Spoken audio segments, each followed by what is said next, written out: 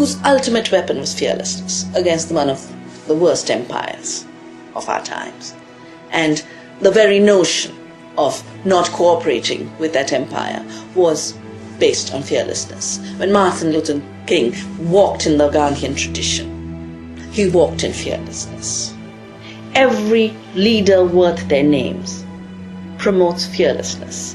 I found it odd in the build-up to the war that the media would portray your ideal patriot either as the service member away from home or somebody on the street corner waving a flag and shouting, "We support the troops." I could train a monkey to wave a flag. That does not make the monkey patriotic. I can't train a monkey to read the Constitution or live the Constitution. You know, on the other opposite end of that street was another group of Americans who also had the American flag, who said support the troops, but bring them home. Those are patriots too. I think we have to understand that the definition of patriotism cannot be hijacked by people with a specific ideological agenda.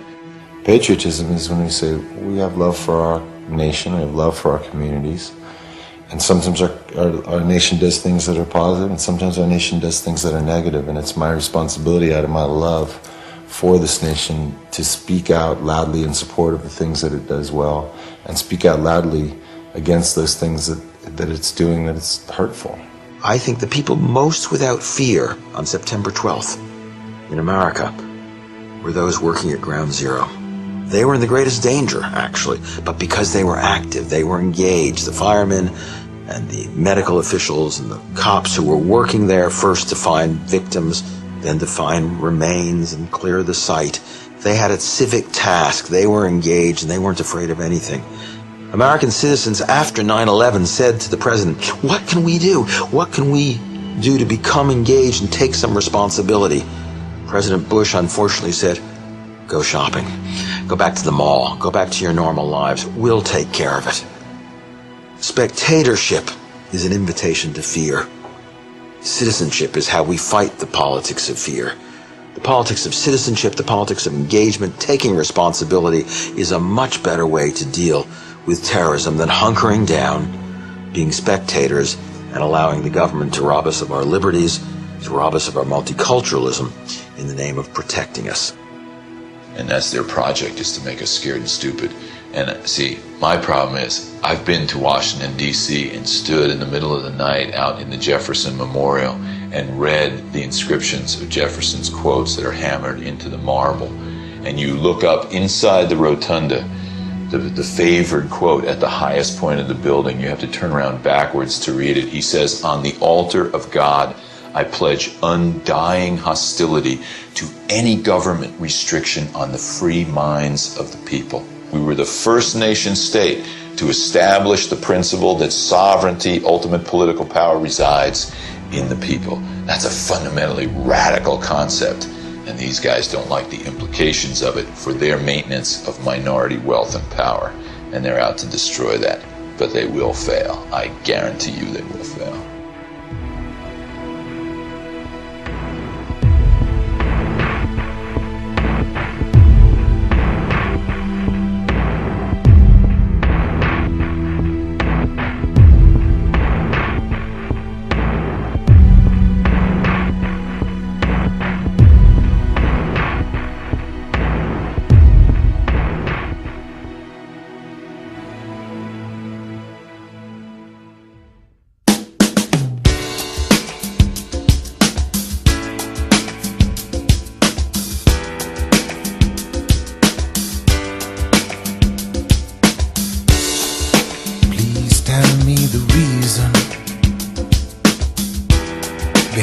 Colors that you fly, love just one nation, and the whole world we divide. You won't say you're sorry, there is no other choice. God bless the people now cannot raise their voice. We can chase down all our enemies, bring them to their knees.